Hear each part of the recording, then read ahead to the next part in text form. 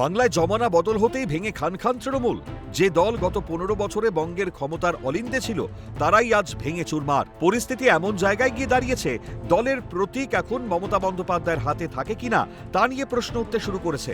ইতিমধ্যেই নিজেদের আসল তৃণমূল দাবি করে জাতীয় নির্বাচন কমিশনের দ্বারস্থ হয়েছে ঋতব্রত শিবির।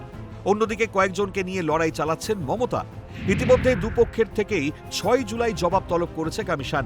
সব মিলিয়ে শক্ত বিজেপির বিপরীতে কালীঘাট তৃণমূল ও ঋতব্রত তৃণমূল। তৃণমূলের এই পরিস্থিতি নিয়ে এবার কটাক্ষ করলেন রাজ্যের পুরমন্ত্রী অগ্নিমিত্রা পাল। ফরচুনেট একটা দল যারা এত ঘটা করে শুরু হয়েছিল, যদিও বা প্রতারণা করে, আজকে যা আপনি বুঝবেন, মানে যা শো করবেন, দ্যাট ইউ রিপ। আপনি যা লাগাবেন সেটাই গাছ হয়ে সেরকমই বেরোবে।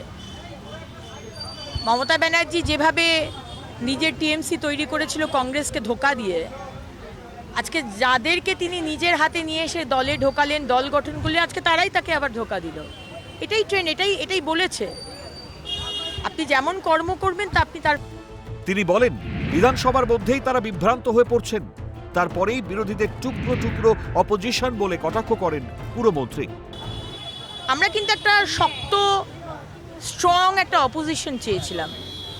আজকে যে অপোজিশন রয়েছে সেটা টুকরো টুকরো অপোজিশন। তারা কে আমরা সেটাও জানি না। কোনটা টিএমসি এ, টিএমসি বি, টিএমসি সি, কারা তারা? আমরা কথা বললে একদল বেরিয়ে যায়, আবার একদল থেকে যায়, আবার অন্য দলটা বেরিয়ে যায়, তার মধ্যে কিছুজন থেকে যায়। অনেক গোষ্ঠী, অনেক টুকরো হয়ে গেছে, দেখতে খারাপ লাগে। অভিষেক ব্যানার্জি যদি শক্ত বিরোধী পক্ষ থাকাই সুস্থ স্বাভাবিক গণতন্ত্রের জন্য কাম্য।